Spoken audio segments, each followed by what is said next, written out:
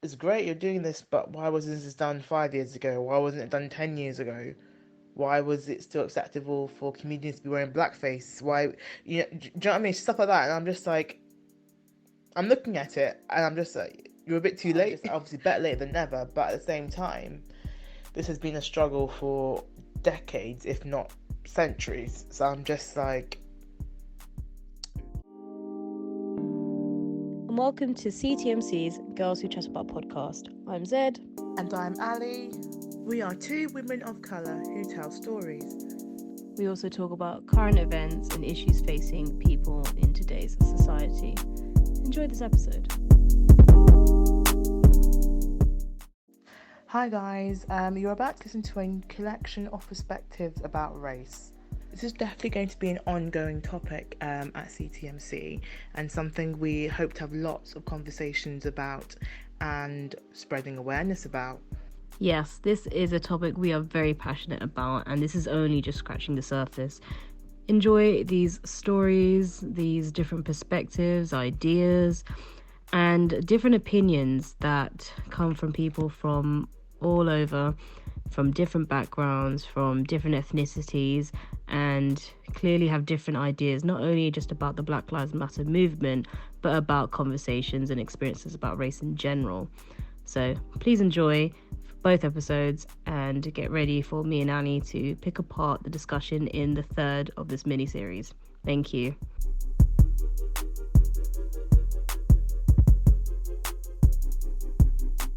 They started like hashtagging Black Lives Matter, and then there was a lot of people that are like, no, all lives matter and all of that nonsense. And it's like, it's so easy to get frustrated, but then I realized actually maybe people don't understand like the severity of what they're saying. Anyways, but there was this one person in particular, ain't got name no name, yeah, and he basically posted, like, he kept on posting loads of like stuff about like the riots turning like sour, or like just like about looting, basically, just like really like that typical spin on riots. Anyways, and he just kept on posting stuff like that, and then would just post like the occasional Martin Luther King like peaceful kind of protest post, but there was just so much of that stuff, and I know where his head was at, because sometimes when people, despite their ethnicity, when they're raised in like all white areas, this might be a generalization, by the way, because I wasn't raised in all white area, so I don't know, but yeah, sometimes when they're raised in like all white areas, their mindset is that of the majority. So yeah, and it's weird because they know that they're not ethnically white, but their siding and their like want to be heard by the white community is so strong that it comes out. It's like, even if you feel like, people have equal rights, people are well within their rights to protest about something, and yes, some people turn that into nonsense, but that shouldn't take away from the fact that people are being shot in their own homes, and you're trying to tell me it's just okay and people will just get away with it just because they can.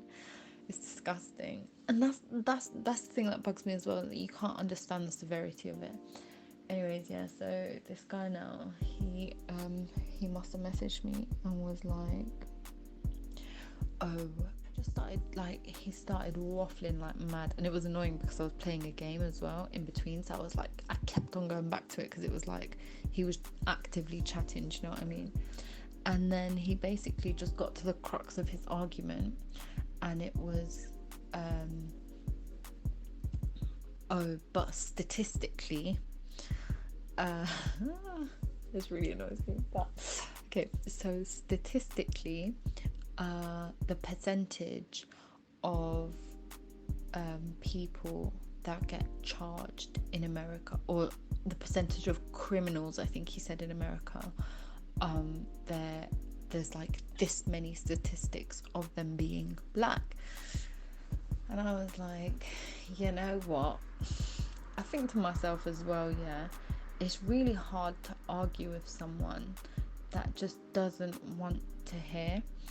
And it's more upsetting for me when I think, right, these people, like, they're my people, innit? So they should know better. They should know better. Like, there's no two ways about it. And then, yeah, he must have said that, and I was just like, that statistics line just, it got me so angry. And I was like, yeah, you know what? I'm actually playing a game, so you're disturbing my game. And I know it was really silly, but I just had to end the conversation there, because I can't talk to people that don't understand reason. And when you're bringing up statistics, but who's making these statistics? And statistically, this many people, okay, but what about the charges that, you know, like, people that are sentenced, literally sentenced, not even convicted, forget convicted, sentenced and murdered or lynched or whatever, based on something that they have never done, something that they were innocent, crimes that they were innocent to. It's so mad. It's actually so crazy. And you want to bring up statistics for what? It's the same thing that people say here, like, oh, statistically, oh, but it's always this, it's always that. Nah. You can call me D. My Instagram account is Fitness is a Peach. I am a primary school teacher. I'm 27 years old. With this whole Black Lives Matter scenario that's being kind of played out across the world, I think it's given me time and cause to really stop and think about myself as a black woman, and reminisce on the times I've had as a black child growing up into a black teen, and what that essentially means in the world that we are currently in. I've realised I've been very lucky. My mum moved over from Barbados when she was a teenager, and I was born in the UK. And my childhood, diverse area of London. My primary school years were fantastic. I had friends of all different races, and we didn't really pay attention to any of the major differences between us, because they weren't differences. We were just different as human beings, different. And it's really weird. I pride myself in the fact that I've never been stopped and searched. And I've never really had to deal with any major in-your-face racism, any name-calling or anything like that. But I realised that it was on a trip to a village that my boyfriend lived in and grew up in, and we were walking around the shops, and I got so many stares from people, and I really felt so uncomfortable to be there that I literally refused to let him leave my side. And I explained it to him, and he couldn't quite understand. He kept being like, no one's looking at you, what on earth are you talking about? And he just couldn't see it. And that brought back so many memories of me growing up and going around the UK on family trips and holidays, that I realised, it's such a natural thing to walk into a room or walk into a space, walk into a shop, and just instinctively be aware of the eyes that are on you.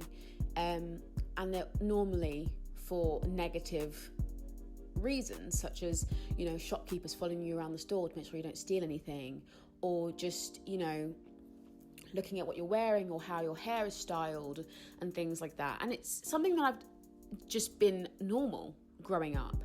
And so dating a white individual, which is my boyfriend, he just doesn't see it.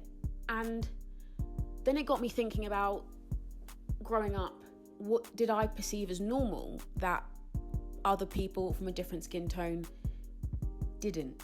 And it got me thinking about when I was younger, and when my mum used to wash my hair for me, I used to wrap my towel around my hair, like across my head, and sling it over my shoulder and blur my vision until it seemed like that was my hair. And it was just because that was normal. It was normal to want to have straight, long hair. It was normal to want to have, I grew up wanting to have a body like Keira Knightley, which was never going to happen for me just because of my genetic build-up and the way my body is. But I remember being so angry and so frustrated at myself that no matter the workout that I did, no matter what I wore, I wouldn't look like that.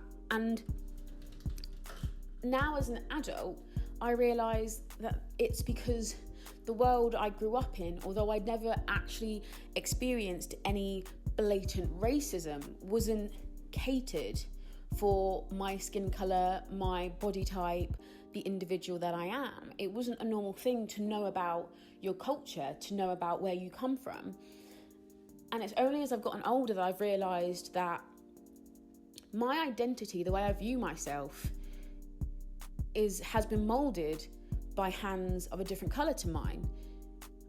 Even going further back than just living in the UK and watching adverts where everyone was pale-skinned and blonde-haired, going further back than that, going back to my ancestors, it's a simple fact that I will never actually know who my ancestors are, because my surname is that of the slave owner of the plantation that my ancestors worked on. It's not actually any history for me up to a certain point. I know who my dad is, I know who my granddad is, and further back, but once it gets to a specific point, it ends there. It's a horrible understanding to have, that your life has been shaped by people who value you as less than them. And I mean, I've been one of those people who don't like to really delve into the whole racism and slavery aspect, because I don't quite like to hang on to the horrible situations. But then you do need to understand to stop things like that from happening.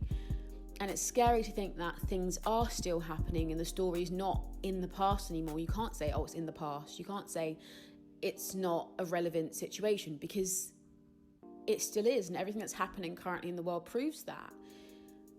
I hope that the whole effort that's being put into Black Lives Matter and the energy that's being expelled now helps to adapt things for the future. But it just goes to show that there is so much preconceived ideas that seem normal, which aren't.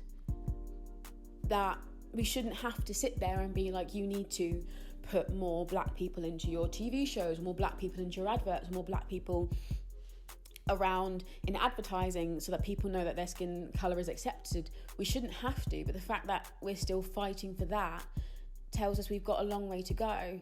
And I think seeing things that have been taken off of the TV and like streaming services and things that have been highlighted as blatantly racist is just the beginning. We've got so many other ideas and conceptions that are just ingrained in society that we need to improve. And yes, maybe we're not as bad as other places around the world, but that's not a good enough excuse to go, well, we're slightly better, so let's just not worry about the situation here. I've discovered that I've had to end some friendships with certain people, not that they were incredibly close to me, but just because this has raised so many questions and issues, and you're really getting to see people and their thoughts and views.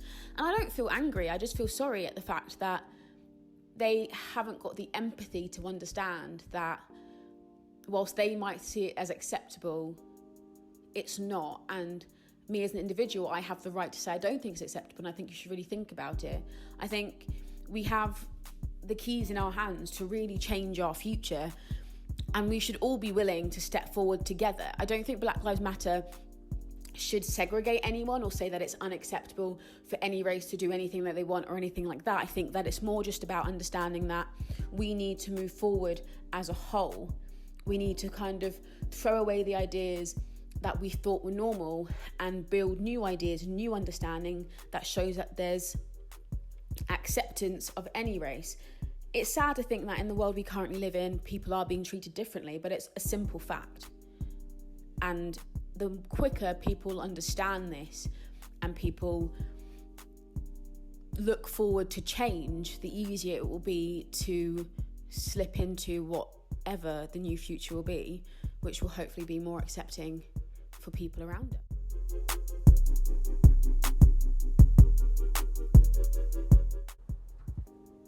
So I'm a white, middle class, 25-year-old male, and I come from a white dominated area, and I think for me Black Lives Matter is necessary. It's something that has been long overdue. It's been bubbling around for years, and it's got to the point where people have had enough. I think the main thing for me is that I didn't really have too much cultural exposure as a child in my upbringing, especially like in school and stuff. There was a few black families, but amongst a school of sort of 600 kids, there was probably about 6 black kids. So, you know, less than 100th or 100th of the population of the school. So, but for me, it was never an issue. I never had an issue with it. I never really saw ill treatment towards the black kids. I always found that some of the black kids would make fun of their blackness in order to sort of somehow feel like they had to fit in, but it was never something I didn't really join in on it. I didn't think it was really that it wasn't a nice thing to do, and I think it's all about, I think half of this is all about your upbringing and how your family values affect what you bring through into your own adult life. And things like, for example, treating everyone with respect, and understanding your place in society and how that can affect other people, which is where white privilege comes from. I never realised white privilege until I went to university in London, and mixed with more people of colour, and I think that people share more experiences when you're in uni, and you figure out more about other people, and then from doing that, more about yourself. And I think for me, I've never ever seen race as an issue for me. I've never treated anyone differently because of their race. In fact, I go the opposite way, and I make sure that if I am speaking to someone of a different race, or I'm speaking to someone from a different culture, that I learn a bit more about their culture in order for them to feel more comfortable and feel like they don't have to try and justify everything they're doing, or they have to try and explain everything they're doing. They can just act how they want to be, and I think it helps people feel comfortable. Certainly from having an interracial relationship, there are certain things culturally that we do that are different, but it's not something that has ever affected us. It's about understanding and recognizing that people are always going to be different, and it's about understanding that there are certain systemic things that are in place because of a white controlled system, that are very much geared against black people. And I didn't really experience this until university. I had a black friend who was stopped and searched. We went on holiday. Every airport he was randomly stopped. I put random in inverted commas. And I never was, and I just sailed through. And my other white friends just sailed on through. And you start to realise and pick up on the idea that actually there are some real fundamental issues, and these issues need to be addressed. This is the problem, is that white people need to educate themselves on the system that is at play and how that system affects black people, and how it just degrades black people and other people of colour as well in such a way that they don't feel safe when they walk out their houses. They feel like no matter what they do, then the police could stop them. If they do get detained by police, or they are interviewed by police, that they could be arrested or put up for a crime they didn't commit, and that kind of thing is a disgrace. I actively condemn any kind of treatment like that. There is a criminal justice system in place for a reason, and that criminal justice is there not just to punish people for their crimes, but to keep people safe. And that's the bit I think people forget, is that the whole point of the criminal justice system is to keep people safe and protect people. And right now it doesn't. What it actually does is it targets people. And a criminal justice system that targets specific groups of people is a broken system. You should never, as a police officer, walk down the street and see a group of white people who are acting suspiciously, and a group of black people who are just walking down the street, and you should never just go to the black people because you think statistically they're more likely to be doing something wrong. That in itself is outrageous. I think from a opportunities point of view as well, there is a severe lack of opportunities for black people, especially within the industry I work in, and within other industries as well. And I think it is, again, a systemic thing. You can't help but look at the fact that people in higher positions of power, managers, are generally speaking white. In most cases that I've been in different jobs, it's always been a white person who's been the manager. Very rarely have I had a person of colour as my manager.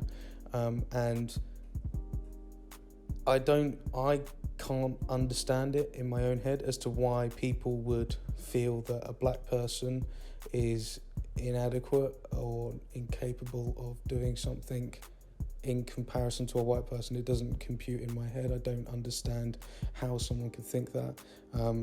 But it comes down to, as well, things like opportunities. Black people are less likely to go to the theatre, for example. Black people are less likely to join a tennis club, play sports with community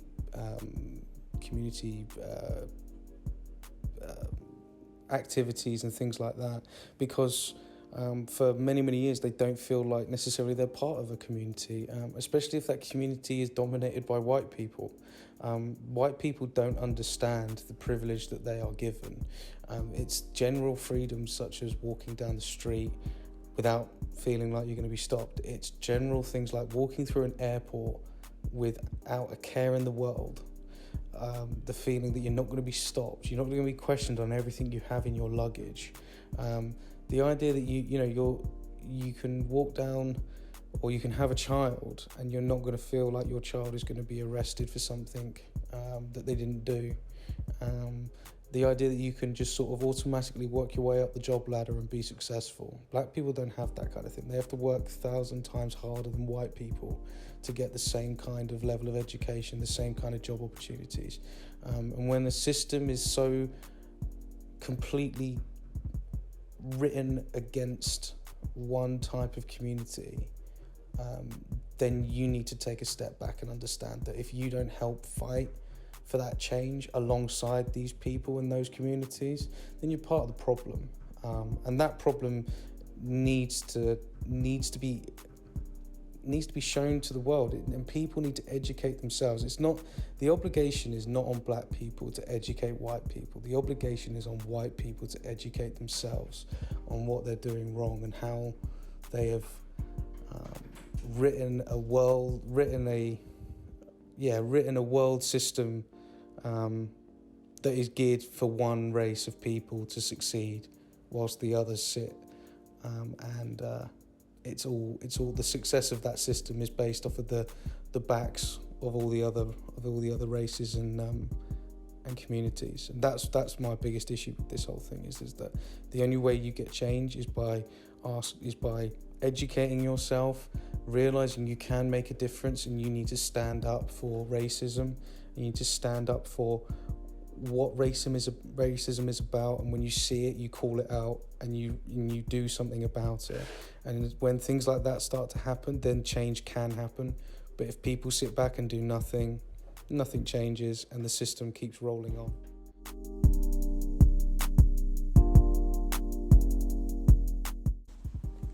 Hello, CTMC podcast. So the whole Black Lives Matter movement has really created a huge conscious awakening amongst a big group of people, and it spans, generations, various age groups, various ethnicities, various races, various people who live in various geographical locations, from Syria to Palestine, so it's clearly touched a nerve, and people are really, really becoming aware of some of their own stigmas and some of their own ignorances, and really, really challenging their own preconceptions. And that's something that we haven't actually previously, I don't think, seen before. Black Lives Matter started, several years ago, and there wasn't this level of awareness and sensitivity to Black people and the daily struggles that they face. So this conscious awakening, in my opinion, is an excellent inroad into getting that step closer to essentially eradicating racism, and I think that's incredible. I'm really glad that this uprising has happened. I think the murder of George Floyd has really opened a lot of people's eyes, people who were previously blissfully unaware and ignorant about discrimination and racism across many different countries, spanning generations, thousands of years really, and that the powers that be, the elite and the people that control most of the money around the world, and opinions as well, so big news corporations, tend to dictate the narrative of racism and fuel racism and ensure that it's perpetuated throughout society, so that certain people are able to flourish at the expense of other people's demise, mainly Black people's demise, as well as other various ethnic groups who are often subjugated just based on their race. So white privilege is a real thing. A lot more people than previously are now recognising white privilege, and that's something that's really useful and good to see in this particular circumstance. It's a shame that it had to happen in these circumstances as a consequence of someone being murdered, but nonetheless it is a force for good, and long may it continue. Thanks very much. Interesting, actually. You know what? I've been thinking about this and what I've been wanting to say for a while, and I sort of came to not conclusion, but my mindset just sort of came to points like, I don't know what there is to say, because I feel like everyone's catching up, and I've just been sort of there, just being like, I told you so, or do you know what I mean? My mindset's like, well, why is this news to people? Why are people suddenly now outraged? Because I feel so much is happening in such a short space of time, but there's all the issues and the problems were there years ago. There's shows being pulled down. These shows were around when I was a child. There's celebrities and people being called out. I'm like, these people did things that were should have been called out before I was born. So I'm just there like, okay, it's great there's action being put in and stuff like that, but it also makes me quite sad, like, okay, cool, so it's taken deaths and protests and riots for there suddenly to be changed for something that people have been asking for literally decades. And I think it's great that there's so many allies and all this sort of stuff. However, again, I'm just sort of like, it gets to the point, it's great it's happened now, but I'm like, but why wasn't it happening 10 years ago? Why wasn't it happening 20 years ago? I mean, it's such a tricky one still, because I don't want to say something progressive, but the more stuff I see, I'm just like, you guys are just doing the most. That's how I feel. I'm seeing things, I'm like, people are going over the top now, like it's too much. Like, I feel like you're overcompensating. That there's, you don't. It's a tricky one.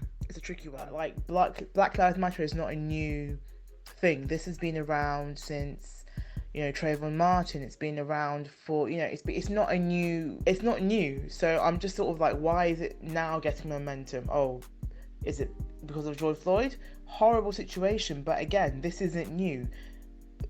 Black people, predominantly black men, have been, treated so poorly by authority, police in the modern age. I'm not saying in general, in the modern age, but people have been treated extremely poorly. So I don't understand. I'm a bit confused. Why is this now? Oh, this is awful. We should, get better rights. You can't say it's because it's been recorded, because there have been other deaths at the hands of police, but of black men that have been recorded, numerous others. So I don't understand. I'm a bit confused why this is the one that's like, oh yeah, let's get everyone. I don't get it. I don't know why, because there's been so many other similar situations. Philando Castile, for one, I remember seeing that one with his child in the backseat crying. His poor, I'm sure his fiance or his wife or girlfriend, in the seat next to him, literally just, scared, being like, oh my gosh, oh my gosh, oh my gosh. They were horrible, horrible things to witness. So I'm just very confused why those deaths didn't, evoke such outrage as George Floyd's, because they were, in my opinion, both of them were innocent men of colour whose lives were taken in their prime by people who shouldn't be in such jobs, who have clearly have prejudices and misconceptions about people of certain backgrounds. I'm just like, why? I don't know. I feel like if such not enthusiasm, but there was such sort of a go for it from the previous tragedies, maybe George Floyd would still be with us today. So I'm just very like, it's great you're doing this, but why wasn't this done 5 years ago? Why wasn't it done 10 years ago? Why was it still acceptable for comedians to be wearing blackface? Why, do you know what I mean? Stuff like that. And I'm just like, I'm looking at it and I'm just like, you're a bit too late. I'm not laughing, it's funny. I'm just like, not late, but I'm just obviously better late than never. But at the same time, this has been a struggle for decades, if not centuries. So I'm just like, okay. But again, my mindset is like, is this sincere? Because everyone is jumping on it, and I've been watching a lot of influencers, looking at a lot of celebrities, and looking at their social media page and stuff like that. And a lot of them, they'll post something, but they won't really say much. It might be like, they might post like the black square and then hashtag Black Lives Matter, and I'm just like, are you just doing this because you want to protect your brand, or is it because you actually care? Because then you see other influencers, celebrity literally doing the most, like putting out, places you can donate, giving you history lessons, facts, videos, and you can see it actually really resonates in them.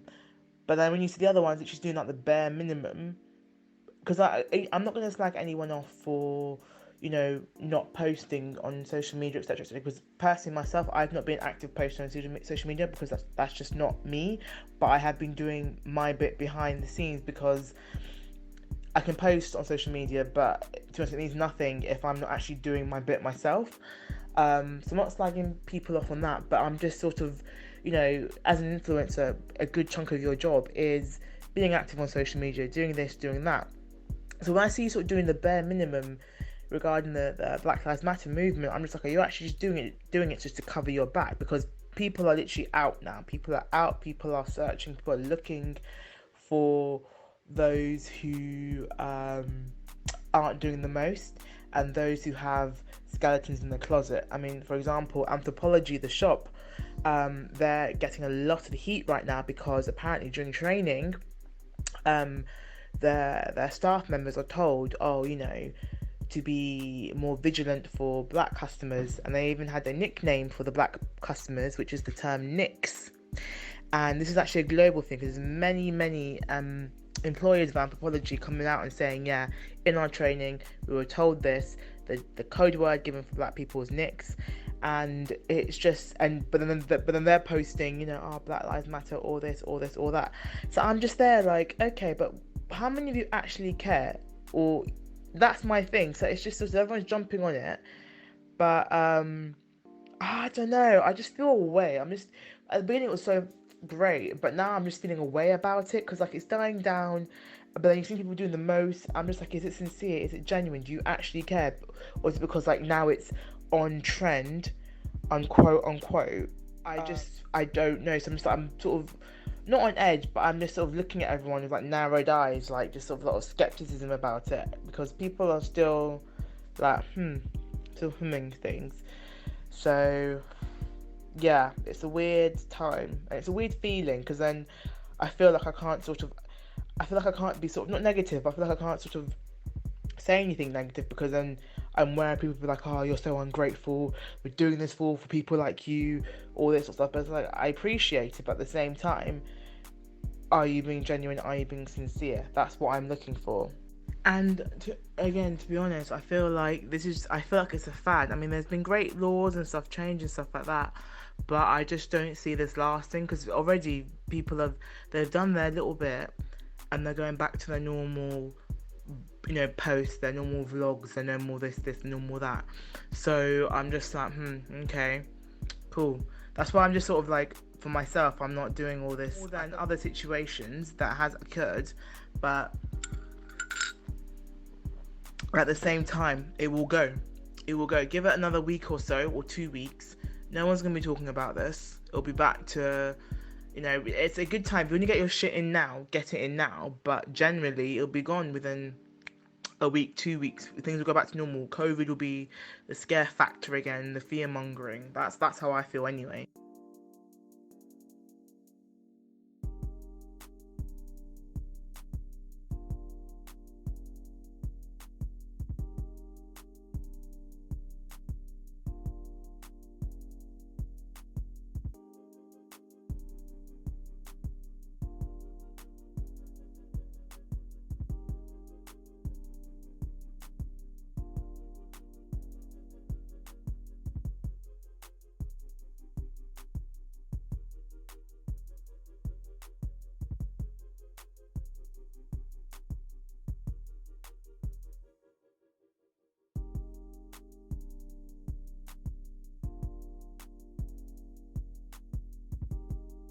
The thing, you got the Native Americans who are literally Native Americans. They were there first, but they're literally treated as like second, third class citizens. I just don't get it. I'm like, bitch, I was here first. You literally pushed me out of my own land, and then you're acting like I've got the issue, like it's me with the issue, me the chip on my shoulder. You're stereotyping me as being a drunk, building casinos, doing this, doing that, when literally my ancestors were here. They were here. And you also do think like, what would happen if Christopher Columbus or these Europeans never discovered America, or they never sort of, discovered parts of Africa and like stuff like that. You do sort of wonder, if things have been, tables have been turned. That's why Noughts and Crosses is such an interesting concept and an interesting show, because like, if basically if others had gotten in there first, things would be completely different now. I mean, would me and you even be friends?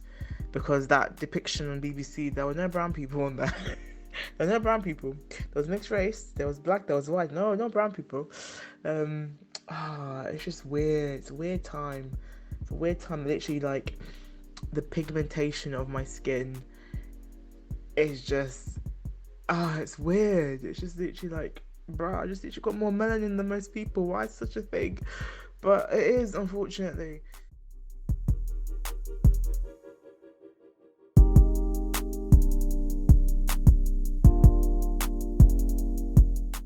Hello everyone! I run an activism account on Instagram called Desi Girl Empower, and I'm really excited to talk about the Black Rights Movement today. Even though I'm not able to actively protest and participate during the movement, marginalizing different races, especially the Black community, is something that has gone around the Indian and Desi community for a long time. Growing up in an Indian household, I was exposed to products like Fair & Lovely, which is a skin lightening ointment that is endorsed by many Indian actors and influencers. The problem with Fair & Lovely lies within the core societal beliefs that blatantly support lighter skin over dark skin. In one of their ads, they showed that a talented dancer could not get the lead position because she isn't quote-unquote fair enough. However, When she applies the ointment, her true talent supposedly shines from the lightness of her face and not the character in which is being overlooked with these kind of treatments and societal expectations. Not only have I seen skin shaming, but I've experienced it as well. My family comes from South India, and on many occasions, I have heard family friends and aunties telling me that I'm lighter skinned compared to other South Indians. In one particular situation, it was a summer after I spent all my days at a tennis camp and I got heavily tanned. One auntie came over to me and told me that my skin tone needed to be fixed and I should try using Fair and Lovely or other whitening treatments. All of these ideals and societal expectations that are rooted within the minds of many desis and other people around the world is how racism comes to be. It doesn't matter what skin color you are, and fighting for the rights that shouldn't be taken away just because of your ethnic background or outward appearance is something that we should all stand strongly upon. Through the Black Rights Movement, I feel that there is more change that needs to occur, not only with police brutality and black rights, but within the Indian community as well. We need to learn to call out elders and educate them. Just because someone is older than you and grew up in a different environment doesn't mean that they're allowed to be subtly racist. The push towards being lighter skin or pure is a concept that needs to be eliminated. These deep flaws are something that needs to be brought to light and shown to people. Don't be afraid to call out and educate others, no matter who they are. Your voice could always make a change. Thank you.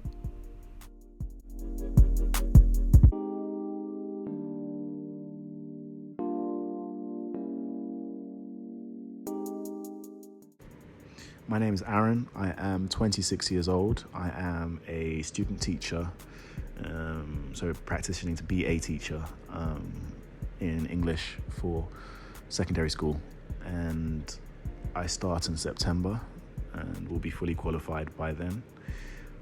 Black Lives Matter and how the cause relates to me and my experiences with it. The idea is it's not really an experience for us. It's a lived experience every single day. It's not just a notion. It's not just something that we come into contact with every now and then. It's something that you leave your front door and are exposed to every single day as a lived experience as a person of color and a black person. It's whether it's in this country or America, and people can say there's a separation between what goes on between our shores. Quite frankly, the universality of the experience is that we are all from the same place. And I know people do not like to recognize that we are all from the continent of Africa, but explicitly for black people, that is true. You know, if on any denomination of any form that you look at, there's always the basis of your African American, your, black British on the basis of being Afro, Caribbean, or African by descent. Africa is part of us on a universal level. So I don't really understand why you can't see on an international level why what affects us in one country doesn't affect us in another, by the very notion that we cross the shores and we will be experiencing exactly the same treatment. What makes it more heartbreaking for, I suppose, Americans and African Americans is that by nature of the very country of America, no one there is entitled to that land apart from the American Indians, the Native Americans, as they should be called, and on the basis that they're fighting over a country that they helped to build, and they still do not have a place in. That's even worse than any other experience that any of us could have across the world. But we do have similarities that cross those oceans for all of us, and they do affect us daily, and I think that's what people don't really seem to understand. That universality of experience isn't just by proxy. We're not just leeching off an emotion that they are exhibiting. These are things that we experience back here. These are things we experience every day as people of color. They're not necessarily always on that same level, but we cannot act as if we're innocent in the likes of Britain, for example. And even if it isn't overt overtures of racism, what we've come to understand is racism is also categorized in the sort of small instances or instigations, those microaggressions that you're not aware of. And people always say, you're not aware of it, so how am I supposed to change it? It's by making an active decision to educate and therefore check yourself on it. I'm not going to say, I consciously just decide I'm hungry and therefore I'm going to eat whatever I want. I'm not going to grab a sandwich out of someone's hand because I'm hungry, because that's my base idea. I'm hungry, therefore I need food. I grab it out of someone's hand. No, I've been trained as a human being that there are certain things you do not do. So even if my mind is telling me, grab that sandwich, you're hungry, it's yours. You either need to pay for it or get your own. You make your own. You make your own education. You make your own proxy. You do your own things. I don't really understand why that's a big process to understand. But perhaps that's beyond. I think what I need to do is sort of paint a picture of what it's like as a black person in Britain, for example, because I know they find issue, people who say all lives matter, find issue with you associating on the basis of not being from a country. So let's forget about America for right now. Let's talk about Black Britain. To be Black British is to feel that in any non-metropolitan city or town in this country that you are from, you're guaranteed to be looked at and stared at as if you don't belong on the basis of your color. This is reduced from guaranteed to likely in the case of metropolitan cities. Yes, I said likely, even London, nowhere is exempt. It's incredibly hard to truly integrate when there's an automatic association between other and the darker pigmentation of your skin. I concur that this is not just an experience limited to just Black Britons, but also Asians and other minority ethnic groups also experience it on so many levels. However, the uniqueness of the Black experience is adding presumed criminality, violent tendency, and poor socioeconomic standing to that equation. To give basis for why I even might say this, and this is just I'm choosing to share this particular instance because it's one that I don't really tell many people about, and it's not the only experience I've had with law enforcement. I, as a teacher, don't have a criminal record, and I have never done anything to associate myself with that side of the law. I wouldn't have anything to detriment that. I just couldn't do it. My mother's a medical doctor. My sister's training to be a medic herself. It's not even within my circle. So I was once pulled over 1 minute drive from my doorstep for a broken brake light. Police officer checking my license said to the other one, currently telling me how she was sure it wasn't working previously despite it working now. It's strange, he said to her. It's strange his criminal record is clean. Strange. What am I, Dr. Strange? No, it's just strange. You stopped me for a broken brake light that never was, mind you. Why is it in any way strange I don't have a record on that basis? I mean, if there are law enforcement who would like to contact me and find out, tell me exactly why that might be strange, please do. But all I can say is that's prejudice. It's an assumption based on a sort of emotional drawing to ignorance. There's no other explanation for that, unless you're looking for that to be the case.